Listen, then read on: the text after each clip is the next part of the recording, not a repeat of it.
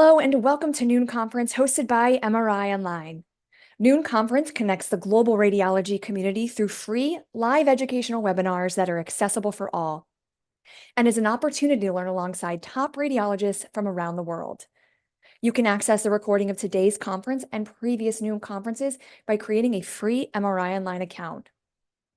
Today, we are honored to welcome back to the Noon Conference stage Dr. Suresh Mukherjee for a lecture entitled Post-Treatment Imaging in the Head and Neck: How to Distinguish Expected Changes from Treatment Complications. Dr. Mukherjee received his undergraduate degree from Duke University and his MD degree from Georgetown University. He currently holds appointments at multiple institutions and is a devoted educator who has been an invited speaker on over 500 occasions and has also written and edited 15 textbooks. He's a consulting editor for both neuroimaging clinics and magnetic resonance clinics of North America, and associate editor for the Journal of Computer Assisted Tomography. At the end of the lecture, please join him in a Q&A session where he will address questions you may have on today's topic. Please remember to use that Q&A feature to submit those questions so we can get to as many as we can before our time is up. And with that, we are ready to begin today's lecture. Dr. Mukherjee, please take it from here. Actually, hello everyone. Let me just pull this up. Good. Can you guys see my screen? Yes, we can see your screen. Okay. We don't quite, there we go. That's perfect. Okay, can you hear me okay too? Yes, loud and clear. Okay, great. Okay, all right. Well, thanks for again having me here. It's a real honor and privilege to be here. And today, what we're going to do, and we're really doing this talk based on the feedback that we've had on some of the last sessions, is that we're specifically going to give a talk on post-treatment changes and complications in patients with head neck cancers that have been treated. And we're really going to focus on how to distinguish recurrence from complications. And the one thing that I want to say up front is that we're not going to be talking about PET imaging in the head and neck because that really is its own separate talk. So what I want to do is really focus on the cross-sectional imaging.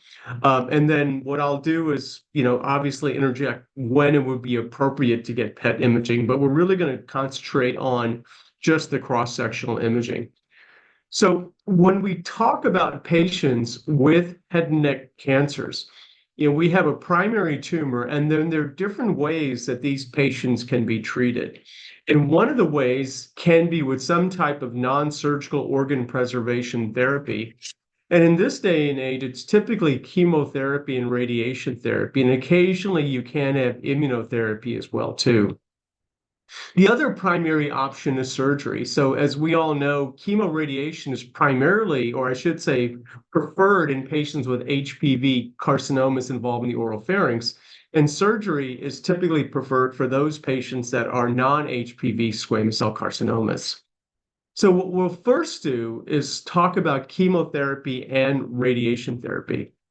So we'll first discuss expected changes, and it's essential that when you are looking at something like this, because this is a relatively complex topic, is that when we start talking about the post-treatment changes, it's really important that you get the pre-treatment studies. So you're going to see this, need pre-treatment studies, because in order to understand following treatment changes, it really is helpful to know what you have before treatment. So when patients have radiation therapy, it is important to understand the histology. Now, you don't have to understand every bit and piece of the histology, but the points that I want to make are the following, is that within 24 hours after given radiation therapy, you have this acute inflammatory response, and then it's followed by interstitial edema. Now, this interstitial edema eventually goes on to fibrosis. And the fact that there's this interstitial edema and then you have fibrosis, really, this is the underlying factor that contributes to the imaging changes that you'll see following radiation therapy. Now, oftentimes now in 2024, the patients are also treated with chemotherapy as well, too. There are not any real specific changes that are associated with chemotherapy, but on the other hand, this does exacerbate the changes after radiation therapy. So here's some examples of a patient pre-treatment and post-treatment. So this is pre-treatment, and I want to point out just the appearance of the epiglottis. I want to point out the appearance here of the platysma muscle and the subcutaneous tissues. So this is pre-treatment. This is what happens post-treatment. So when you first look at this can kind of catch your eye. This is not abnormal. This is just normal, and this is just edema involving the suprahyaloid epiglottis. So this is that edema from the radiation therapy. And also notice how it's symmetric. It's a relatively symmetric appearance. Similarly, after radiation therapy, this is again edema involving the preepiglottic space.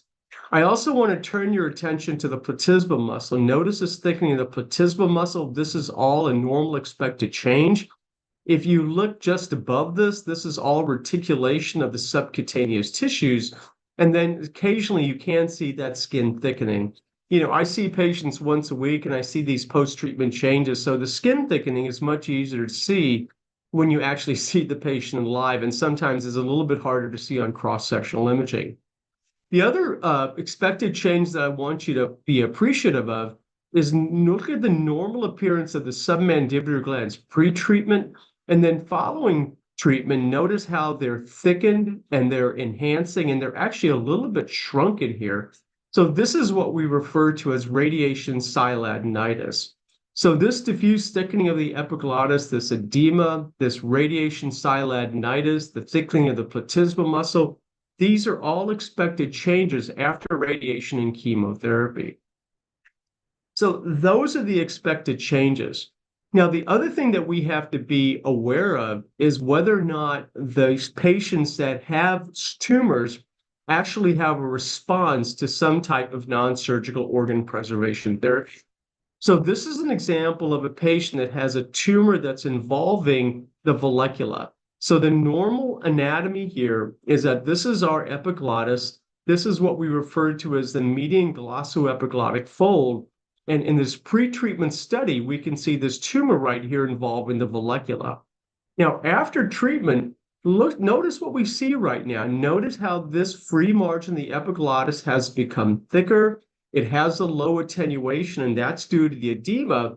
And now all of a sudden, we're seeing this little fold that goes from the tongue base to the epiglottis.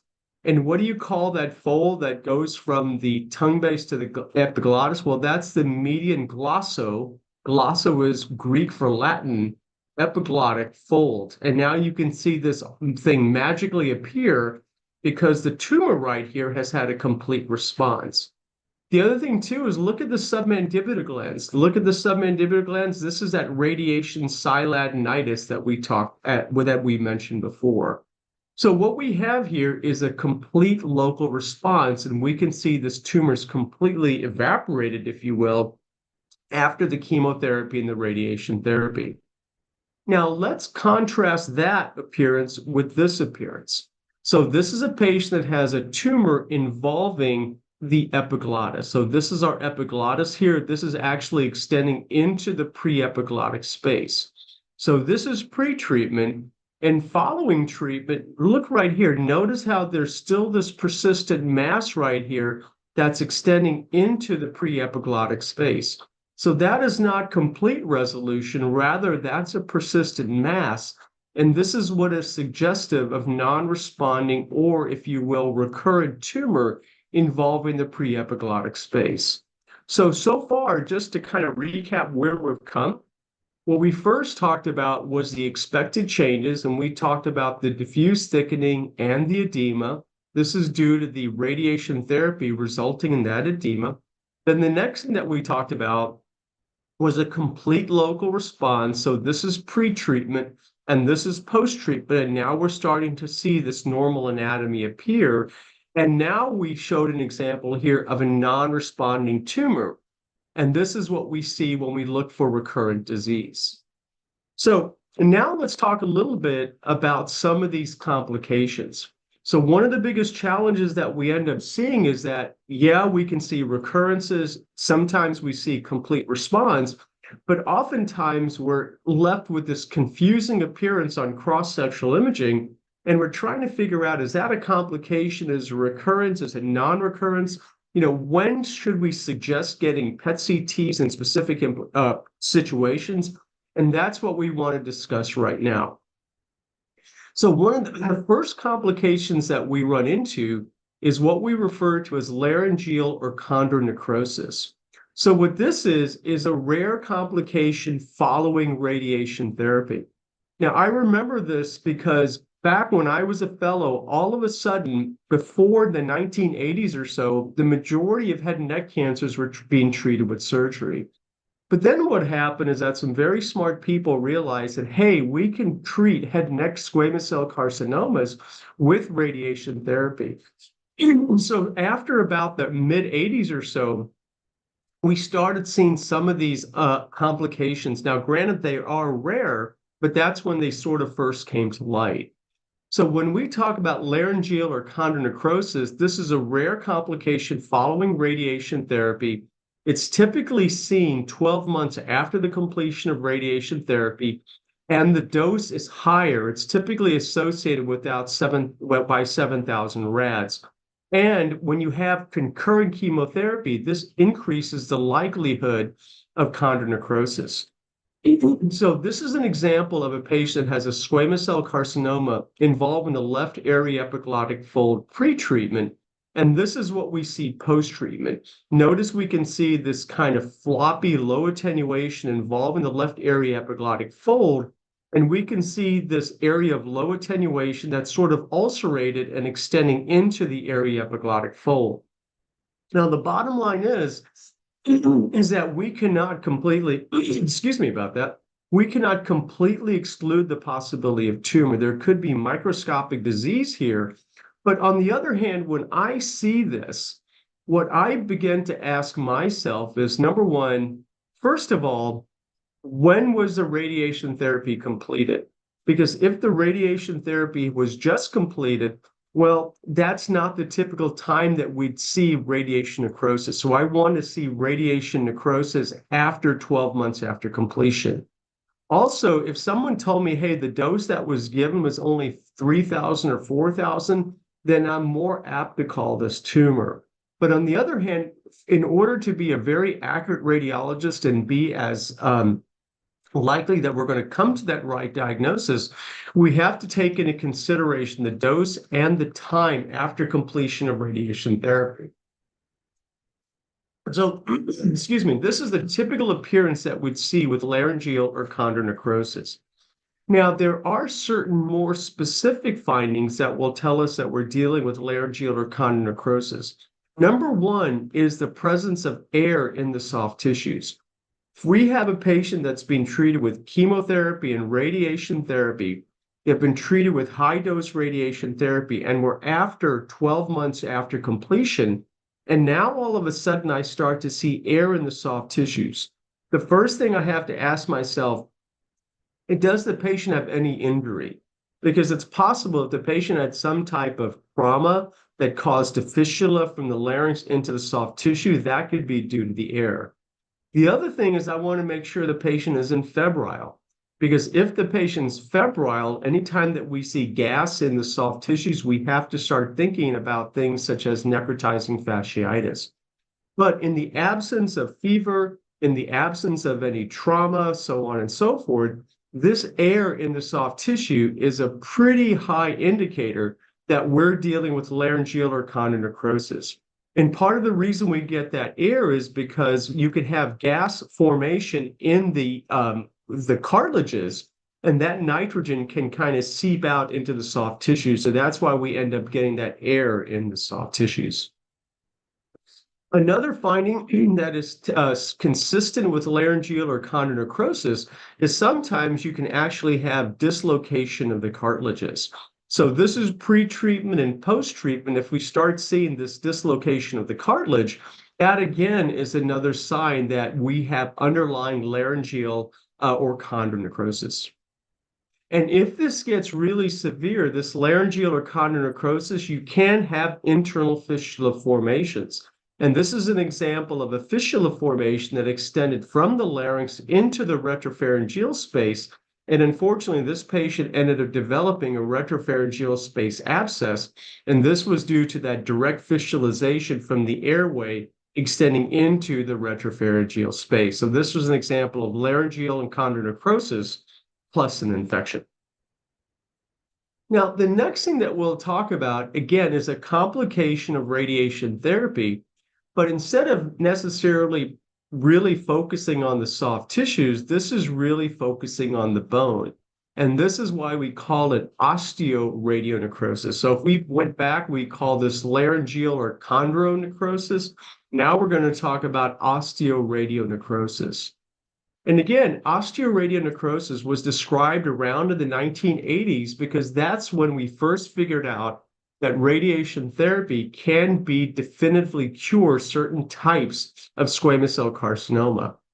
Again, it's associated with a higher dose, typically greater than 6,000 rads, and the characteristic findings are the presence of on CT cortical interruption, sequestration, and pathologic fractures. So this is an example of osteoradionecrosis involving the right side of the mandible. What we see here is cortical disruption, and we can see this fragmentation of the bone involving the mandible. And then when we look on the CT scan, here we can see the disruption, we can see the pathologic fracture of the bone, and you can also see this increased soft tissue thickening involving the masticator space.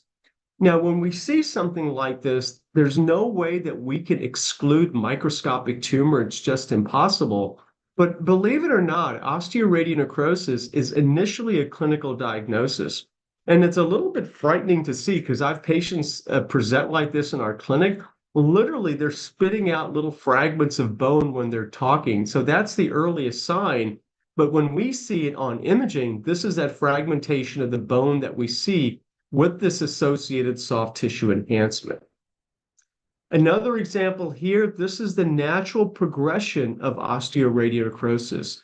So in its earliest findings, what we start to see here is diffuse sclerosis and thickening of the bone. And I want to point out, it's just at this point, just limited to the bone. There's no soft tissue abnormality.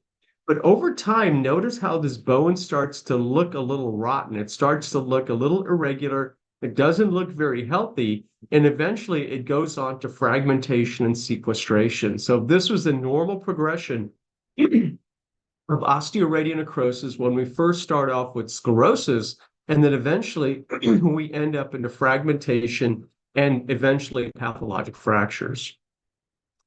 Now, this is an example of something that's not associated with radiation therapy, but I wanted to point it out because it's in that spectrum of diseases that involve the bone. And I want to mention this in particular because if you do have patients that are treated with radiation and chemotherapy, if they are on some type of medication that predisposes to osteonecrosis, this can exacerbate the bony changes. And these are the typical medications that we'll see that impair osteoclastic function.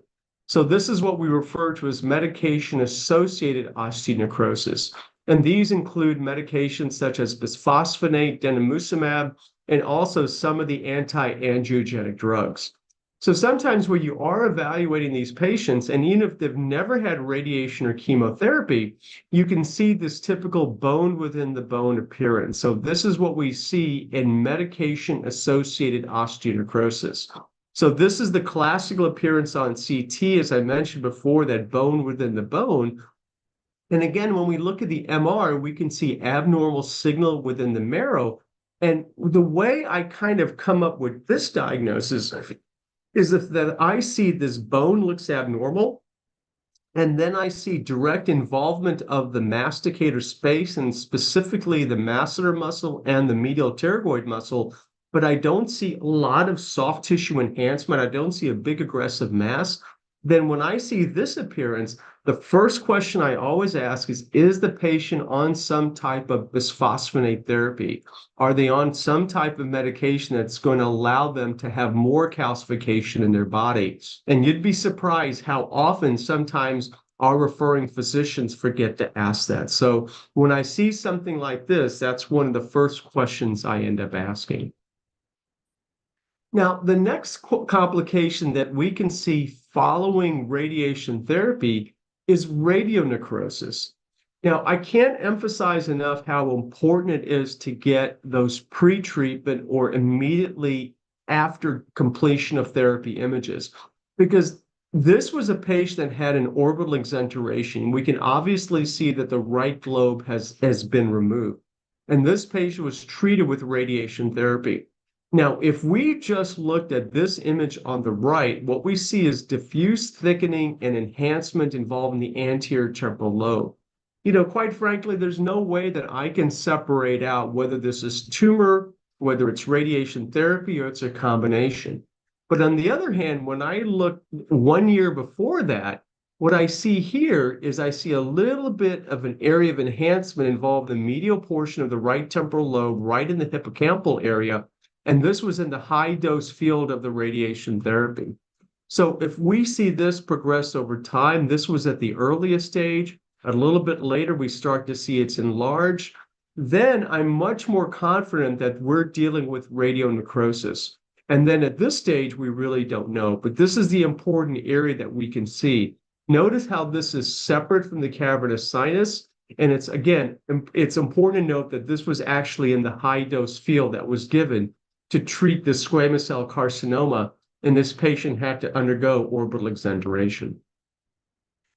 Now, one of the common things, again, that we'll run into, and this is not only in patients with head and neck cancer, but if you have a patient with lung cancer or if you have a patient with breast cancer, especially if they had enlarged lymph nodes involving the lower portion of the neck, these patients, again, are oftentimes treated with high-dose radiation therapy.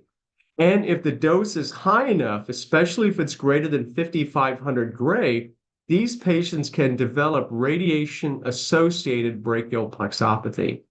Now, part of the question that comes in is there anything that I've learned over time that leads me to believe that these imaging findings are due to radiation-associated brachial plexopathy? And the one thing that I've learned over time is that when I'm looking at a brachial plexus MR, and I don't necessarily see a defined mass, but rather I see thickening of the components of the brachial plexus, and it's like someone glued them together. So you can see that these brachial plexus components are thickened and they're almost stuck together. When I see something like this, then I start thinking that this is radiation-associated brachial plexopathy. Similarly, when we start looking at the STIR images, and some of the vendors have the NeuroView sequences, if you will, that are more sensitive to the high signal on some of these DWI sequences, then again, notice the asymmetrical increased signal on the left compared to the right. And again, this is all consistent with radiation-associated plexopathy. Again, you always have to take the dose into consideration. If I see this and I know the patient only had 2,000 or 3,000 grays, then I'm really more suspicious that I'm dealing with tumor. But again, if I know that they had high dose therapy and it's about a year afterwards, then again, that gives me more confidence that we're dealing with radiation-associated brachial plexopathy. Now, this is one of those things that I'm starting to see more and more of. It's a little bit more common than I thought it would be. These are the radiation-associated sarcomas. So what radiation-associated sarcomas are the following? Again, they're rare complications after radiation therapy, but I am sure you will see them in your practice. And what happens is that the radiation therapy induces a variety of somatic genetic mutations in the treated tissues. So if you have a patient with squamous cell carcinoma and they're treated with high-dose radiation therapy, on rare occasions, the radiation therapy induces somatic mutations into genes such as P53, RB, and the MYC gene. And as a result, these mutations can result in the creation of sarcomas. In order for us to make the diagnosis of radiation-associated sarcomas, the sarcoma has to be associated in the irradiated field, and the dose is typically greater than 6,000. It has to be 4 years after the completion of therapy, and this tumor must be histologically distinct from the initially treated tumor. So this is an example of a radiation-associated osteosarcoma. This patient previously had a laryngeal carcinoma that was resected, treated with high-dose radiation therapy. In fact, we can see the flap right here. And here we can see the new bony changes and this large soft tissue mass, and this was radiation-associated osteosarcoma. Another example here, we can see a large mass right here involved in the masticator space. This was radiation-associated fibrosarcoma. And on this one, again, I think we can make the diagnosis here. We can see this new bone formation, this periosteal reaction associated with the soft tissue mass. And again, another example of radiation-associated sarcoma. So again, in order to make this diagnosis, it has to be high dose. It has to be typically at least 4 years after the completion of therapy, and the histology must be distinct from the initial tumor that was treated. Okay, so what we've done so far is that we talked about complications and expected changes after chemotherapy and radiation therapy. Now what we're going to do is that we are now going to change our focus to surgical changes. And the first thing that we're going to talk about in surgery is just a simple resection. So this is what's referred to as primary closure. So this patient had a mass right here involving the parotid gland. So this was pre-op and post-op. You can see here the mass was resected and there was no flap. Nothing was really done. They just closed it up and the patient was done. And in generally, when you have this type of primary closure, just basically a simple oversew, there are not a lot of complications associated with this. The most common thing that you'll run into is something like this, which is an abscess. So preoperatively, this patient had a pleomorphic adenoma, in this case involving the parapharyngeal space. And what the surgeons did is they went in and operated on it. And afterwards, unfortunately, this patient developed an abscess. So this is the most common complication that you'll end up seeing after primary closure following primary resection. So again, for a primary closure, not too much that you have to worry about. But on the other hand, when you have more extensive resections, the surgeons have to figure out a way how to close that surgical defect up. And one thing that they'll do is they'll place a graft. So we talked about resections, and now we're going to talk about resection plus the placement of a graft of tissue. So first of all, let's talk about definitions. What exactly is a graft? A graft is when a surgeon moves one part of tissue from one part of the body and moves it to another part of the body without taking the native blood supply. And the most common graft that you'll end up seeing in the head and neck is going to be a fat graft. So this is a fat graft that was placed because this patient had a surgical defect and they needed to fill up that defect.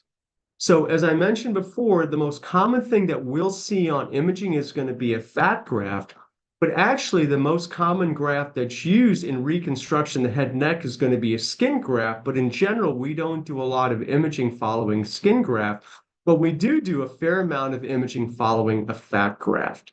So when we do talk about our imaging, we'll focus on the appearance of a fat graft. So here's probably the most common thing that you'll see in a fat graft. So this was a patient that has a vestibular schwannoma that's involving the left internal auditory canal. So we can see the enhancing vestibular schwannoma. Now, when the surgeons resect this, and specifically the ENT surgeons, what they end up doing is that they end up starting from the outside and working in, and they drill out the mastoid bone. And this is what's referred to as a mastoidectomy. So they perform a mastoidectomy. And notice what's happened when they perform their mastoidectomy. They drill through the mastoid bone, and then once they get to the petrous apex, now they have really good exposure of the four nerves that comprise the vestibular cochlear nerve. So as a result, the surgeons are actually staying within the mastoid bone. They're extradural, and this gives them the ability to resect these vestibular schwannomas. But then the issue comes is that in general, the surgeon just can't leave this mastoid cavity. They have to fill it up with something. And the most common tissue that they end up filling this up with is going to be a fat graft.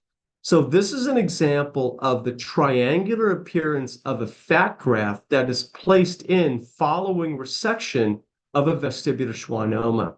And once you've seen one, it's almost like pattern recognition. It really looks like a piece of pie, just this triangular area that's been filled in to fill up this defect. So this is what this looks like on the non-contrast T1 weighted images. We can see that it's bright on T1 is what we would expect after the fat is placed. And this is what it looks like on the heavily T2 weighted images. So this is what we expect to see in a completely resected vestibular schwannoma. But this, on the other hand, is the presence of recurrence. So now here's the cis image right here. We can see this triangular piece of fat. That's the graft that we see. And if you look real closely, we see this little soft tissue mass here on the heavily T2 weighted images. Now, just based on this, we don't know whether it's fibrosis. We don't know whether it's recurrence. We're just not sure. When we look at the non-contrast T1 weighted image, again, we can see that nice triangular piece of fat that's been placed in the defect. But when we give contrast, we see this focal area of enhancement right here, which is at the resection site. And this, in fact, is what a recurrence of a vestibular schwannoma looks like. Now, it's quite possible this may have been incompletely resected. I don't know that for sure. But this area of enhancement, notice how it's focal and it's nodular. This is which is indicative of recurrent vestibular schwannoma. So this is what we've gone so far, is that this is the expected appearance. This is the appearance of recurrence. And now, what are some potential complications that we can see in a fat graft? So up on the top right-hand area is what we would expect to see. This is that triangular piece of fat. This is an example of a seroma. So superficially, we can see part of that fat graft right here, but notice it doesn't kind of peter down into that normal apex. It doesn't look like that triangle. So it's low signal on T1, high signal on T2, and we can see this fluid right here. And this is the typical appearance of a seroma that can occur because, remember, these fat grafts do not have a native blood supply. And if somehow if this fat starts to liquefy or necrose, we can develop a seroma. And then over time, we can actually develop fat necrosis. So this was an example, again, of a patient that underwent a mastoidectomy defect. This was a fat suppressed image. And in June of 19, we can see this little area of increased T1 signal. And then look what happened to it 5 years later. All of a sudden, this expanded, and this turned into proteinaceous material. And this was the natural evolution of fat necrosis that occurred in this fat graft. Now, on very rare occasions, what can happen is that you can actually have migration of fat into the posterior fossa. So this is the normal appearance of the fat here. Remember, once you've seen one, you've seen them all. You can see this triangular pie right here. And in this case, what we see here are these globlets of fat that have migrated through the dura and are actually located in the posterior fossa. So this was a rare example of fat migration into the posterior fossa. Now, the last thing that we'll talk about is resection followed by a flap reconstruction. So remember, a graft is soft tissue that's moved from one part of the body to another part of the body that does not have its blood supply. Now, what a flap is you remove one part of the tissue to another part of the tissue, but you maintain the blood supply. And if you are dealing with patients that, a good group of ENT surgeons that are doing these large resections, these are the ones that are going to have to reconstruct these large resections with these big flaps. So this was the patient that underwent a laryngectomy. We can see a resection of the larynx here. In fact, you can see the epiglottis. And this patient underwent a mandibulectomy. We can see the mandible has been resected. This patient underwent a maxillectomy, and this patient actually underwent orbital exenteration. These are very, very big procedures that are being done. And the reason that you use a flap is that the whole purpose of the flap is really primarily threefold. First of all, cosmesis. You just can't have a patient leave the operating room with a defect in the mandible. So from cosmetically, you have to try to reconstruct it and try to return as much native appearance for that patient as possible. Second is function. Once you do a procedure such as a mandibulectomy, the patients need to be able to talk, they need to be able to eat, so on and so forth. So they have to try to maintain as much function as possible. And then finally, oftentimes these patients with these large cancers are being treated with some type of adjuvant therapy. And if you have a really good flap like this can decrease complications associated with adjuvant therapy. So when you are dealing with these very, very large resections, remember the goals of flaps are cosmesis, function, and decreased complications. Now, look, I can give, I do have a talk, 35 to hour talk purely on flaps.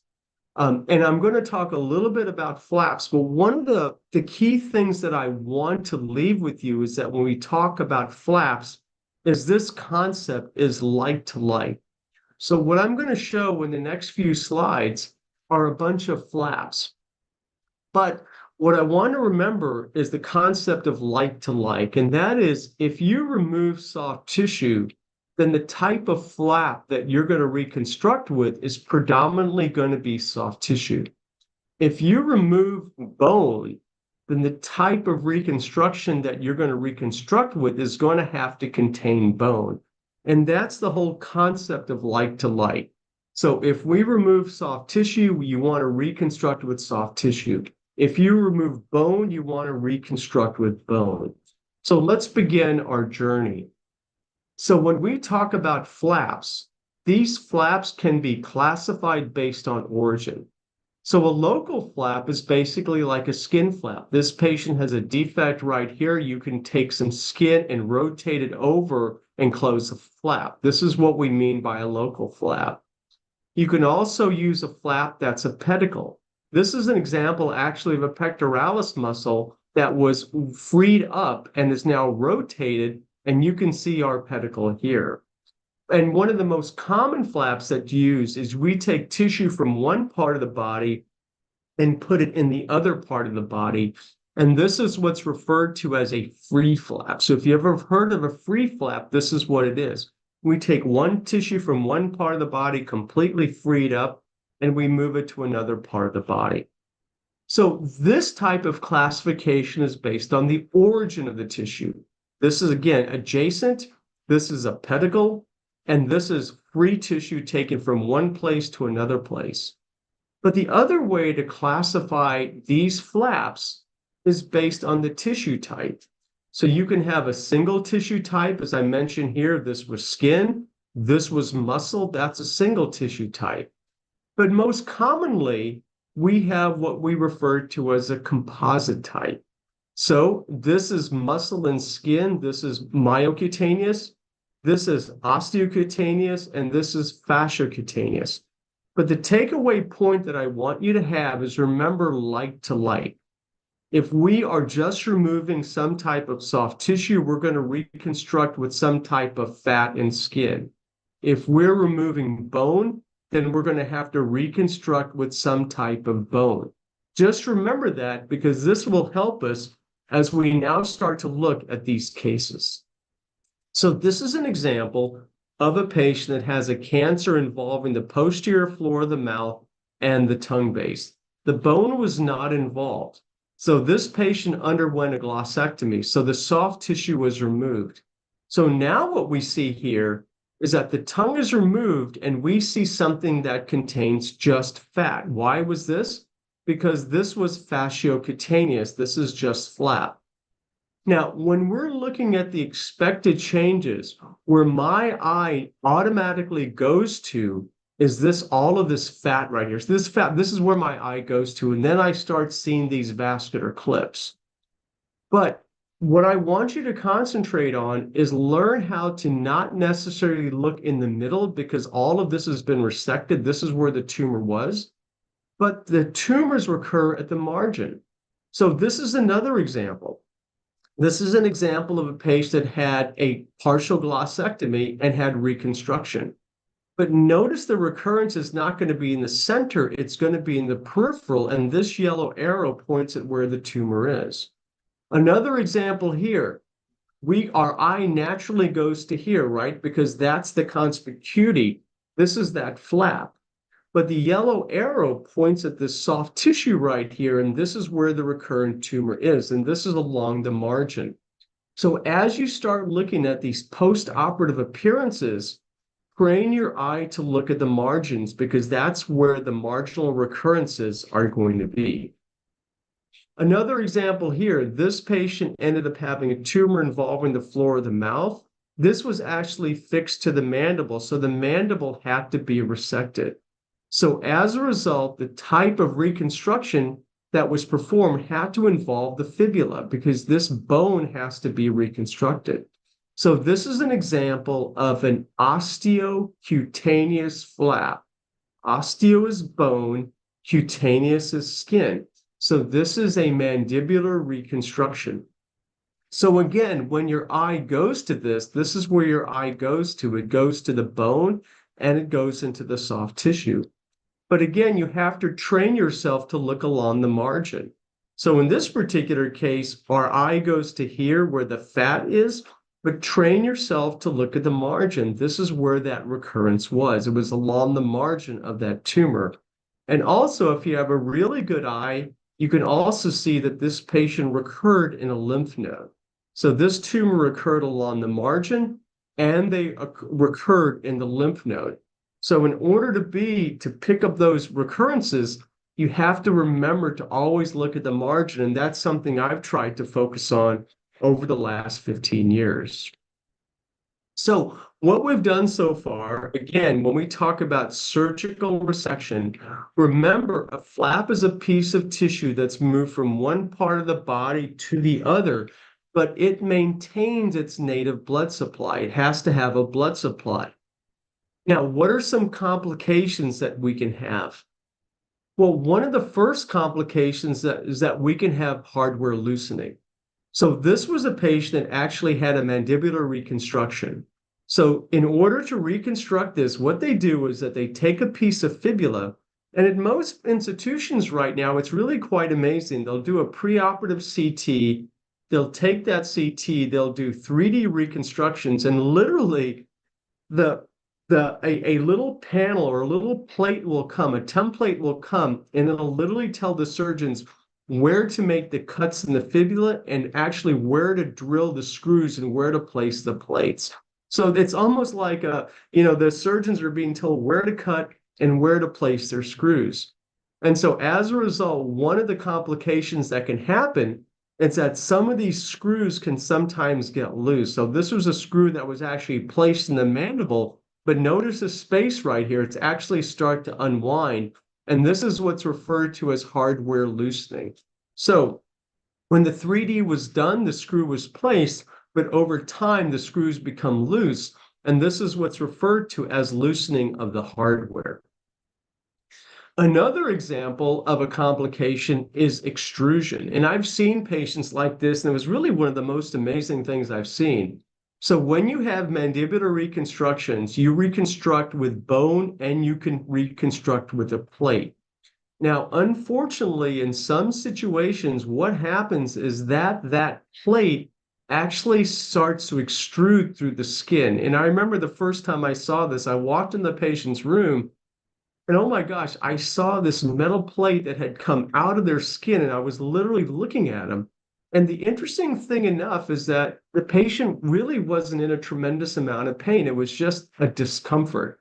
So, it actually looks a lot worse than the amount of symptoms that the patients are having, but certainly cosmetically, it's something that you don't want to see.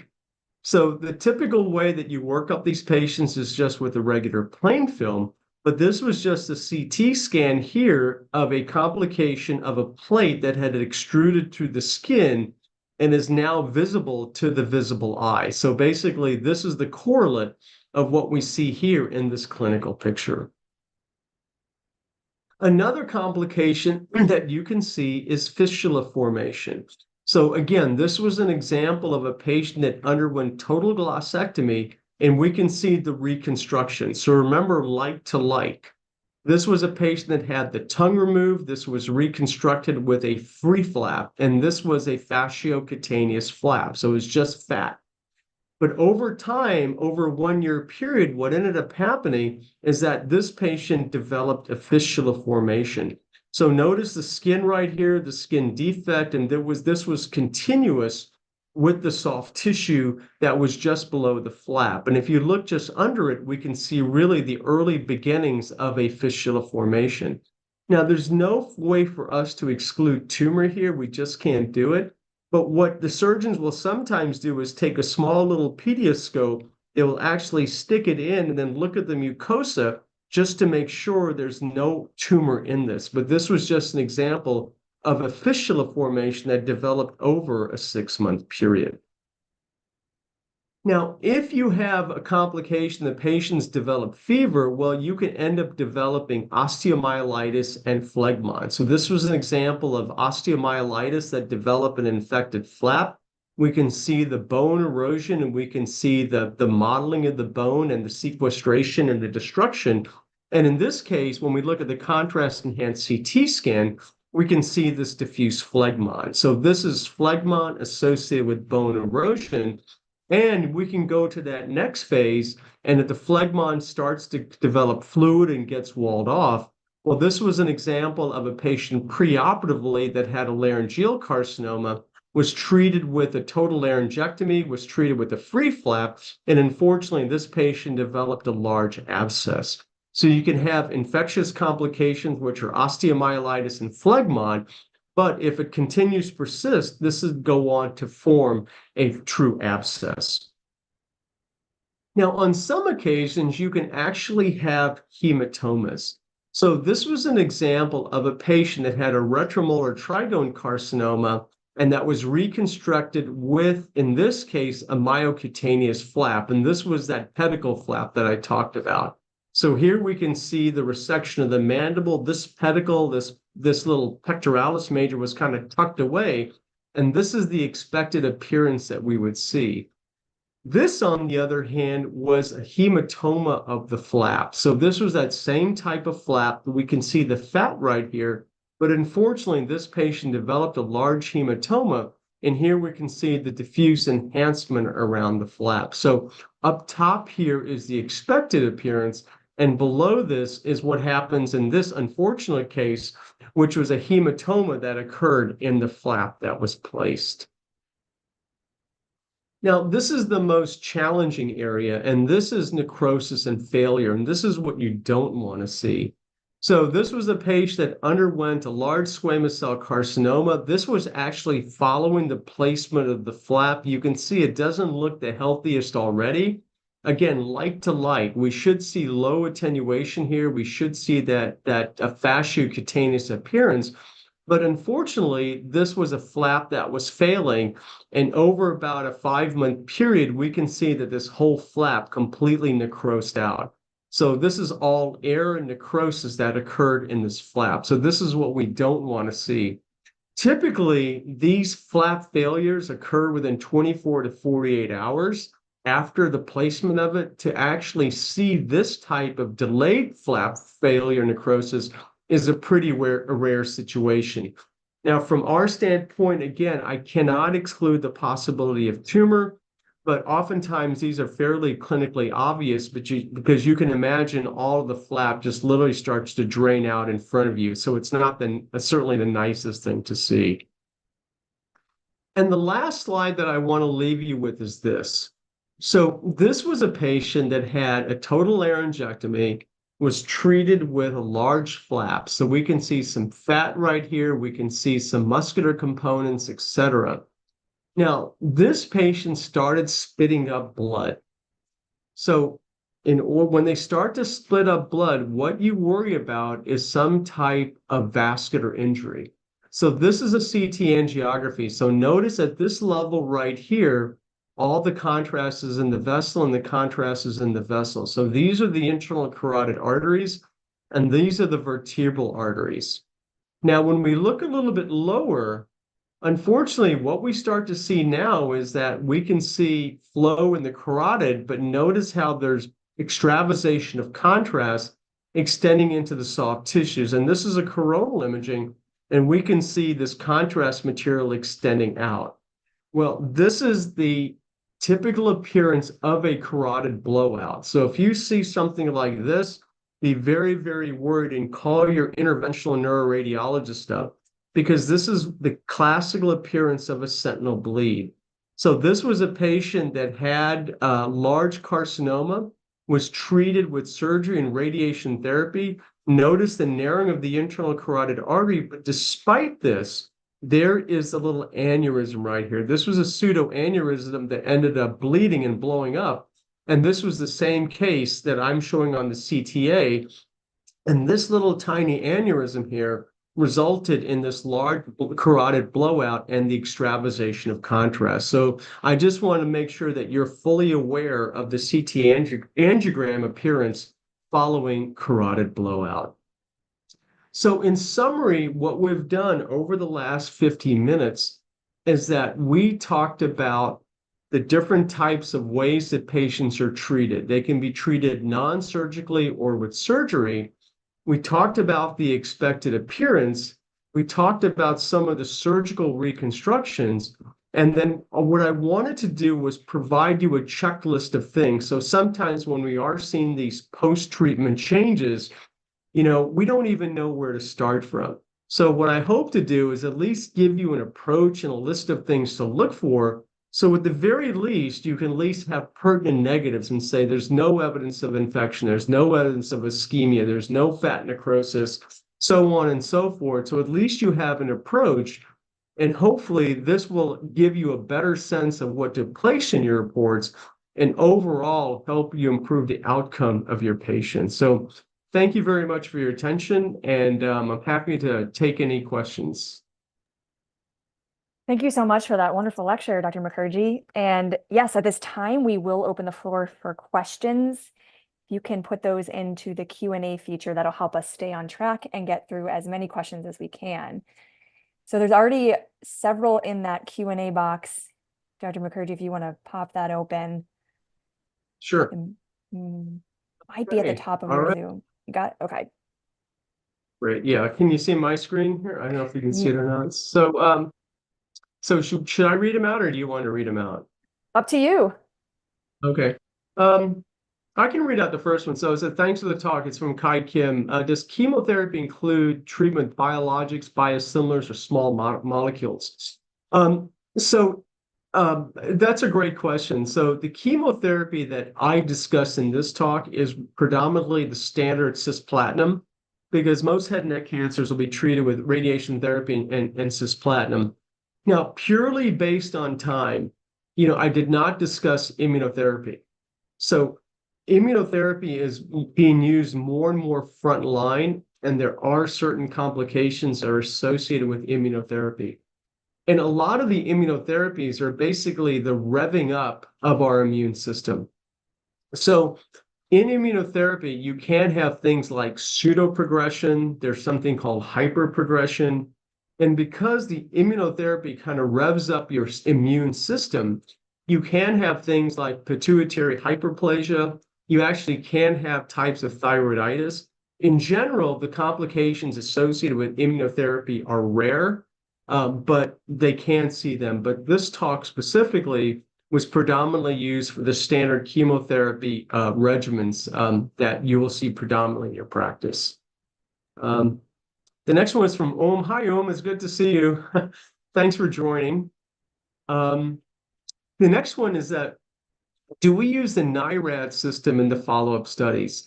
I think NIRAD can be helpful. The NIRAD system basically is a four-tier system where it's either definitely positive, probably negative, or negative. And it's also based on time. So in general, I don't necessarily use NIRAD, but I do suggest that in patients that are high risk of recurrence, those are the ones that should be getting PET CT. So we don't use the NIRADs to the full extent of it, but the whole concept of if I'm not sure if I'm not clear whether something's definitely recurrence or something hasn't recurred, in those indeterminate cases, then we would recommend PET CT in a way which is a form of NIRAD's approach. The next question is, do we use ASL to differentiate radiation change and tumor recurrence? It's a really good question. In general, where I have found ASL to be most beneficial is really for nasopharyngeal carcinomas. I think when we are looking at soft palate and into the larynx, the ASL, the technique can oftentimes be affected by artifact, either motion artifact or susceptibility artifact from the air, etc. I think ASL can be very beneficial for skull-based tumors, especially for nasopharyngeal carcinomas. After treatment, especially for NPC, sometimes it's hard to determine whether or not there's post-treatment changes or whether there are recurrent tumors. So I think ASL can be beneficial. The challenge is that there really aren't any large trials that have path correlation suggesting that what we see on the imaging is actually been pathologically proven. But on the other hand, if you have a patient that's clinically unclear and you did do ASL or any type of perfusion and there was increased blood flow and increased blood volume, that may be enough to push the radiation oncologist to re-irradiate or potentially the medical oncologist to provide chemotherapy. So that's at least where I've seen to be ASL to be more beneficial. The next question is, can diffusion imaging differentiate radionecrosis and recurrence or infection? So the answer is yes, but I want to give a little caveat. And that is, I find, first of all, with diffusion imaging, you have to make sure that your technique is really good. So you have to have really good technique. You have to have the right coils. And in general, for radiation necrosis, there has to be a certain amount of tissue there. And what I mean by that is diffusion is not going to be helpful looking for microscopic disease. It's just impossible. But on the other hand, if you really do have a mass that you can see that's 2 or 3 centimeters, and you don't know whether or not it's a recurrence or not, then I think the DWI can be helpful, but it's not definitive. For me, diffusion-weighted imaging is additive. So it can be a problem solver. So I still predominantly rely on my standard CT images. I rely on my base MRI sequences. And then if I'm still not sure, then I will look at the diffusion, but diffusion is not the first sequence that I turn to because of the potential artifacts and the potential technical issues that can be associated with diffusion unless you really optimize sequences that you have. The next one is, why would the hematoma enhance in the complicated case of FLAP? And thanks for your kind words. So what ends up happening with the hematoma is typically you have the periphery enhancement. I think the case that I showed, let me see if I can, oops, sorry about that. Let me see if I can go back. The case of the hematoma that I showed, yeah, this was it right here. Notice how it's the periphery that's enhancing and not centrally. And obviously, the reason it's not enhancing centrally is because this is the liquefaction of the blood products, as opposed to the peripheral area here, which is that area of enhancement, probably due to the inflammation caused by that hematoma. Is it actually leaking as opposed to form the clot? I assume that you're talking about this. It's probably a combination of the two. Typically, by the time we image, the acute blood is gone, and now we're sort of dealing with this residual hematoma, which is probably why we're seeing the enhancement at the periphery, which is where we'd expect to see the enhancement. The next question is differentiating ORN from osteomyelitis from recurrence. And this is a great question. So sometimes it can be difficult. So I can tell you when I'm actually seeing the patients. If you have patients that have ORN, they typically are afebrile and do not have any large masses that are seen on physical examination. From an imaging, and so typically what happens clinically, if the surgeons are trying to distinguish between ORN and osteomyelitis, they'll go ahead and be treated with a course of antibiotics to see if that helps them resolve. So clinically, sometimes it can be very hard to distinguish the two. This, I think, is a great example of when to use PET-CT, because if you are trying to look for recurrence versus ORN or osteomyelitis, I'm not a big SUV fan, standard uptake value, but in general, recurrences are going to have higher SUVs than compared to osteomyelitis or ORN. The other thing, too, is that with recurrence, the recurrence tends to be a little bit more focal, whereas the osteomyelitis and the ORN tend to be a little bit more diffuse. So when you're trying to distinguish between ORN and recurrence, then clearly that's a great opportunity to use PET-CT to help separate those two. Seroma duration, is it formed and resolved?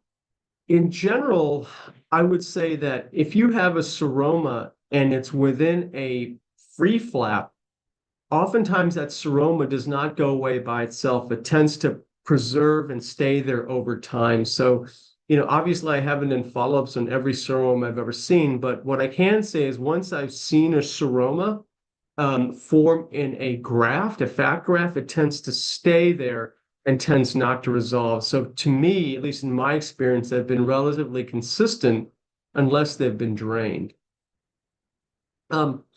Is there anything we can do to prevent the complications from radiotherapy? And I would have to have a little bit more clarity on that, meaning that from an imaging standpoint, so this was Sujatha. Sujatha, maybe you can just follow up on the Q&A, because I'm not sure if you mean from an imaging standpoint or whatever to prevent complications. So I don't know if I can answer the question accurately unless I get a little bit more information as to what you're referring to. Apologies for that. The next question is, in a case where the individual have an accident and the mandible is broken, where the individual have an accident and the mandible is broken, what actually to the face? I don't know how to answer that one. Nixon, I don't know how to answer that one either. Ashley, do you have any suggestions on that one? That one I can't answer because I'm not sure what you're asking, so I apologize for that one. I don't. Perhaps that person who asked the question can clarify with another question. All right. Arif and Mukesh and Ashwin and Nixon, thanks for your... Oh, hi, Carla. Thanks. Thank you very much. Let's see. Yeah, ORN versus osteomyelitis, PET, the answer is, from ORN versus osteomyelitis, I don't know if PET's going to be helpful for ORN versus osteomyelitis. Both of those have low-level inflammations. And I just don't know if it's going to be helpful. I think certainly if you want to exclude recurrence, it'll be helpful, but ORN versus osteo, I don't know if it's going to be that helpful. Let's see, where was I? Case where the individual has an accident in the mantle broken active face. Yes, imaging standpoint less. Oh, I see what you're saying. Yeah, Sujatha, I think I know what you're saying. I think, that's an interesting question. It I think it is important. Maybe the question behind the question is, in general, what we can do is to be very precise as to where we think the margins of the tumor is. So one way to think about it is if we just say there's a tumor there and we sort of leave it up to the radiation oncologist to give more dose, or maybe it's staged higher than it should be, then those patients would be more likely to develop complications because they may be overtreated, if you will. But on the other hand, if you are confident to saying that this is where you think the tumor is and where it's arising from, then the radiation can be more focused and the patients can be treated appropriately as opposed to overtreated. So that could potentially reduce some of the complications. So that's a really great question. That the next one is how do we word a report when we're not sure whether it's radionecrosis or recurrent? So that's a great question. So what I ended up doing is that I'll end up saying there's an abnormality. And what I would end up saying is if I'm really, really not sure, then I would probably just go ahead and recommend a PET CT. In general, like someone mentioned NIRADS, which is kind of a standard approach to it, which is fine. I tend to first make sure to see if I can problem solve based on the imaging findings. And if I don't know for sure, that's when I'll go ahead and recommend a PET CT. So I will say, I'll mention the descriptive findings, whether or not there's fragmentation of bone, whether there's an enhancing soft tissue mass. I'll also compare it to the prior study to see whether or not the mass is increasing in size, whether there's more bone fragmentation. And after I give all that description and I'm still not sure, then I will go ahead at that time then recommend a PET CT. Let's see. So this is again a great question here. Picking up on the ORN versus recurrent subject, can the time of the appearance of the abnormality be helpful in differentiating? This is 100% yes. So if I start to see an enlarging mass within 6 months after treatment, 3 to 6 months after treatment, then I'm pretty confident I'm dealing with recurrent tumor as opposed to complications associated with radiation therapy. Because remember, the radiation therapy associated complications typically occur a year out, and they're also associated with higher dose of therapy. The other thing too is that, remember, if you see an enlarging mass that occurs in a lymph node, then that's definitely going to be recurrence. So when you do see these masses enlarging over time, if it's in a lymph node, it's recurrence. If I see something early, then I'm more apt to think that that's likely due to recurrence, especially if the dose is lower. But also to look at the margins. Remember, if I see tumor rising in the margins, again, then I'm more apt to call that recurrence. So these are all nuances that you can use to help you separate recurrence from post-treatment changes. The next one is any format checklist for post-op neck. So the answer is yes. Number one, what I do is I try to get the pre-treatment studies. Number two, I try to figure out what type of treatment they've had. So I actually like this because I always like to guess the treatment, just whether it's radiation or surgery or what type of flat. I just get a joy in that. So next thing is I try to get the pre-treatment, figure out where the primary site was, try to figure out what treatment they have. Then I start to look at the margins, and then I start to look at the lymph nodes. So in my mind, that's my approach for this. I always try to look at those 4 or 5 things. Thanks, Anika. Thanks for joining. Uh, great question. Diffusion kurtosis. Yeah, when I think of diffusion kurtosis, I'm really thinking more DWI or diffusion-based sequences. So I think kurtosis can be helpful, but realize kurtosis is basically a bell curve. It's a statistical probability.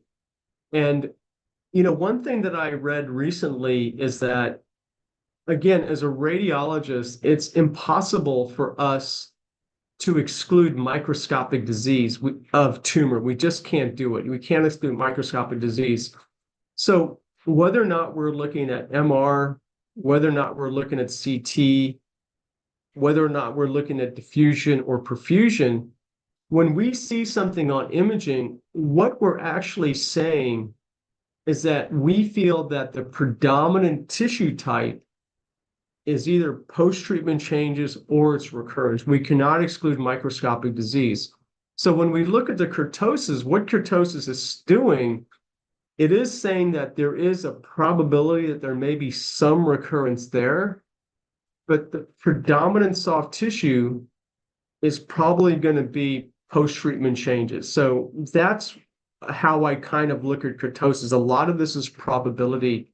And I think our referrers know that we can never exclude microscopic disease. Thank you very much for this anonymous attendees, and thanks for staying up so late. What's the best imaging modality, MR, CT, or PET? It's a great question. I think for me, when I look at anything below the soft palate, like the larynx, the oral cavity, the oral pharynx, I tend to use initially CT followed by PET CT. For the skull base, I tend to use MR and then followed by PET CT. But I will tell you one thing is that if I have a patient that has an oral pharynx cancer or a soft palate cancer or an oral cavity cancer, I am using MR more. And I am using perfusion-based MR, and I like to use a T1 weighted dynamic sequences. So I don't necessarily make quantitative assessments of this blood flow, blood volume, et cetera. A lot of places do that. There was a paper that was written about 30 years ago that I still use, which is a dynamic gradient echo T1 sequences in which you inject contrast. You do a bolus injection, a power injector injection, and then use dynamic gradient echo sequences, and you look for differential enhancement. And I found that sequence really helpful because the tumors tend to have higher enhancement than the post-treatment changes. So if I am looking at oral pharynx, oral cavity cancers, I will use this dynamic gradient echo MR sequence first. And then if I'm still not sure, then I'll go on to a PET CT. Thank you, Salah. How many occur necrosis? I don't know that question. How many occur necrosis and failure post-surgery? I need a little bit more clarification on that one. Thank you, Shalindra. When MR, CT, and PET is still indeterminate for ORN versus recurrence, what follow-up? That's a great question. I would probably say, let me think about that. If something is still indeterminate for ORN versus recurrence, what follow-up imaging do you get? I would probably end up getting a PET CT in 6 months to a year. So those are sort of NIRAD criteria, but I would probably get it within 6 months to a year if there's still clinical suspicion. So that's probably what I would recommend for that. That's a really good question, but that's probably what I would recommend. Let's see. How will the fracture of the mandible affect the structure and function of the face? Okay. This Now is in regards to the car crash question. Yeah. Got it. Okay. So Yeah, so if you do have mandibular fractures, you are going to have increased uptake on the PET-CT. So I guess if what you're saying is if someone had a reconstruction or they had a head and neck cancer, then they underwent a car crash and they had a mandibular fracture, then the healing, you are going to have increased FDG uptake at the site of the fracture, I guess. So I think that way, I think it can be confusing if that's what you're asking. I hope I got that right. Um, Thank you, Kai. Um, yeah, what time intervals do you use for dynamic T1 postgat? Yeah, that's a great question. I do have the paper. Let me send it to Ashley, and then she can send it out. Let me see. Are you still there, Ashley? Let me see. Yes, we can provide that in the email we send out along with the Yeah, replay. let me see if I can get that real quick because I just downloaded it recently. These are all the papers that I read recently. There it is right there. This paper was written years ago, and I still like it. I'm almost a little bit hesitant to send it out because I'm turning into one of those professors that's quoting articles that were written 30 years ago. But but on the other hand, if they work, they work. And sometimes these articles have the test of time to it. So I think if I stop sharing my screen, I can send it to you, right, Ashley, through the chat. Is that right? Through the Make sure. chat, yeah, or you could send it There through we go. email post webinar. Okay, I just send it right there. Got it. Okay, good. I think I got it. Okay. Um, do we have more questions? I'm sort of let's see. Yeah, why don't we take about 3 more and then we will close our webinar today. Okay, let's see. Okay, I just sent the article. What are the questions you have, Ashley? We've got, yeah, can you provide when to go for a biopsy? Which one is that one there? Let's see that one. Who was asking? Oh, maybe it's on the chat. Was it on Q&A or It's in chat? Oh, Q&A. oh, There, Q&A. yeah, Sorry about that. Yeah, yeah, don't yeah. worry. Sorry about that. Yeah. Thank you. So article. Yeah, when to go for the biopsy? Yeah, so that's a great question. So first of all, if there's something clinically, if there's something clinically obvious, they don't need imaging. They should just get the biopsy. That's sort of what's referred to as, I think that's a NIRAD 4 criteria. So if something's obvious, just biopsy it. If I see on serial imaging, if I see a focal soft tissue mass along the margins of a resection cavity, then those are the ones that I would recommend biopsy. But on the other hand, you have to make sure that it's either clinically palpable or it's accessible for percutaneous biopsy. Also, if there's an enlarged lymph node, if I see an enlarging lymph node, then those are the ones I'm really suspicious for having recurrent tumor. So to answer your question specifically, interval enlargement of a mass either along the surgical margin or within the irradiated site or an enlarging lymph node, or if you do a PET-CT and there's a focal area of abnormal uptake along the treated site, then those are the ones that should go directly to biopsy. I think you got through all of those questions, Dr. Mukherjee. Okay. All right. Amazing. Thank you so much for doing that and for your awesome lecture. All right. Well, thank you. Thanks. We saw about 200 people on too, so that was nice of everyone to stay as long as they did. So thank you. Absolutely. And thank you everyone for asking all those amazing questions and for participating in today's Noon conference. You can access the recording of today's conference and all our previous Noon conferences by creating a free MRI Online account. We'll also email out a link to the replay later today. Be sure to join us next week on Thursday, June 27th at 12 p.m. Eastern, where Dr. Donald Resnick will deliver a lecture entitled Osteomyelitis, Septic Arthritis, and Soft Tissue Infection, Mechanisms, Imaging Findings, and Complications. You could register for that at mronline.com and follow us on social media for updates on future Noon conferences. Thanks again and have a great day. Thank you.